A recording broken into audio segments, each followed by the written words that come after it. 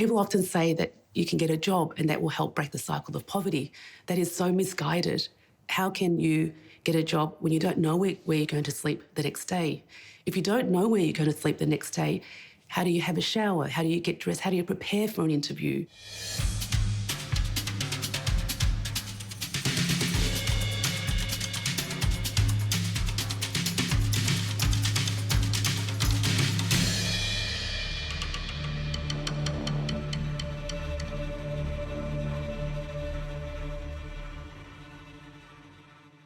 There's never, ever been this much inequality, like disparity between the very richest and the very poorest. There's never been this much disparity in human history.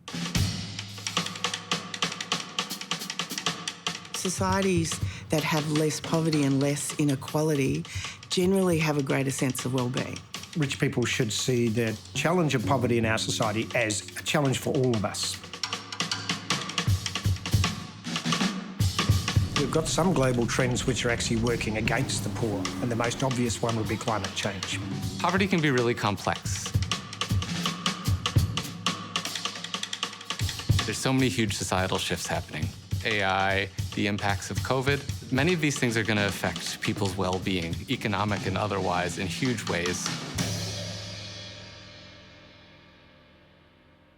We hear about mortgage stress. We hear about rent stress. Sacred Heart Mission is a Melbourne community-based organisation that is here to support people experiencing entrenched, deep disadvantage and social exclusion. We're seeing more people that we ordinarily wouldn't see come and access our support.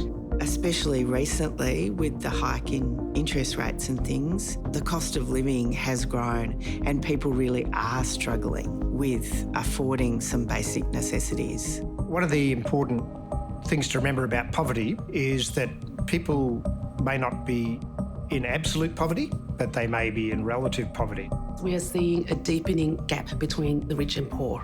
This is further amplified by the experience of the rise in the cost of living. People have had to rethink some things about what they choose to spend their money on. I would hope they'd have a bit more empathy in that case with people living in poverty that are perhaps even now worse off as they are. The wealth gap is huge. You can think about 1% of the people probably controlling more than half of the wealth of the society.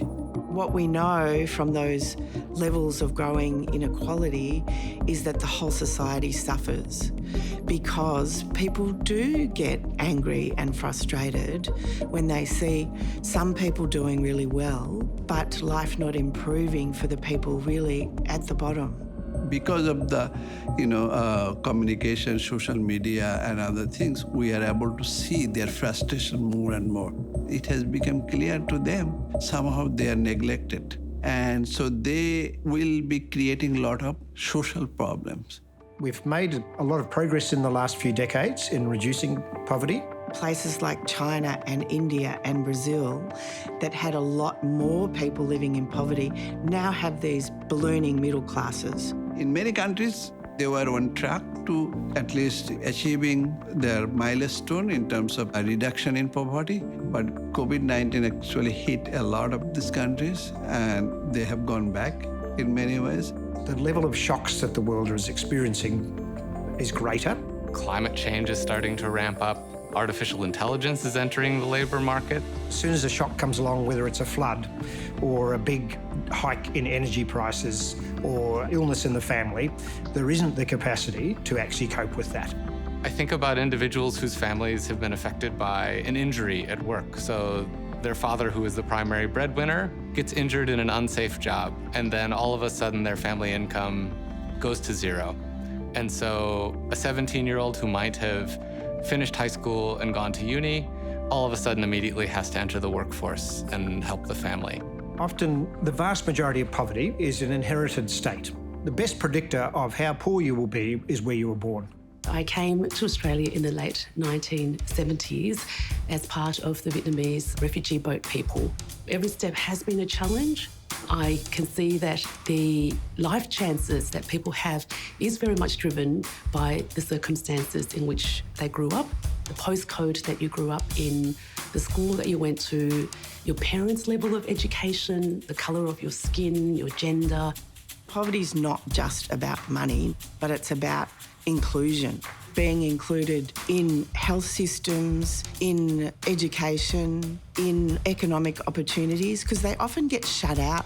That is a sober reminder to me that we really can't treat those who are poor as second-class citizens. The people who I've met who experience poverty are no different than me in many ways and may have just experienced one or two particularly unlucky experiences, or some other large structural factor has shaped their life. Poverty is primarily caused by structural and systemic inequities. It's really hard to get out of the poverty trap.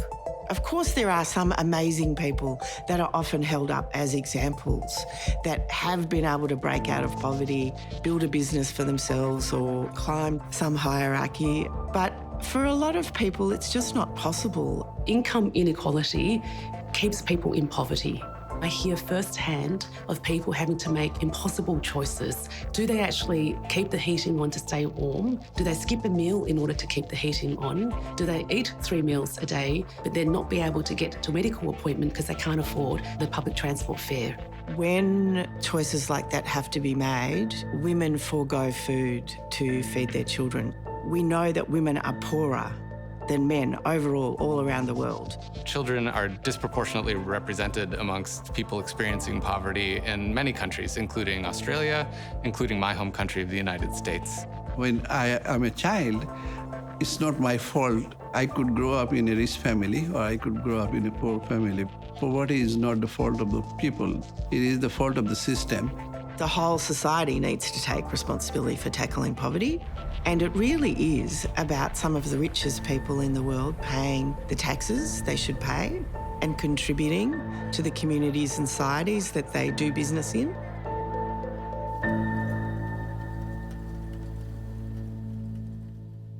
Since graduating as a social worker from Monash, I've always worked in the charity sector. I always think, how can I contribute to ensuring that when we provide services directly to people impacted by disadvantage and poverty, that we do it in a way that is responsive to their needs. If we think about people who have refugee or migrant backgrounds, for instance, making sure that people can really build that social capital in a new community and make sure that they are able to find any number of opportunities in a community. I grew up in rural areas in Bangladesh. I have seen and experienced poverty in my early childhood, and using my research and my experience, I can help develop some ideas, program and policies that can make difference for poor people in these countries. My main work has been getting policy advice to the government in Timor-Leste and trying to work out ways of developing the economy to try and move them out of poverty. What I've tried to do, which I think is valuable and perhaps not that common, is really understand the local context well. By addressing the systemic and structural issues, by shifting community attitude to have empathy, to understand that people experiencing poverty and disadvantage have strength, have courage, by giving hope and opportunity, I do believe that we can eradicate poverty. Public policy needs to acknowledge the fact that every human being in our society is valuable. And that translates to social safety nets, to supporting people who've fallen off the edges in some way or other, right through to sort of the mainstream education and health systems which create opportunities for people. We're data rich these days. We know a lot. We've learned a lot. And so one of the things we can do is synthesize all that information. We can bring together our learning from around the world to figure out what's going to work in our context for a particular group of people.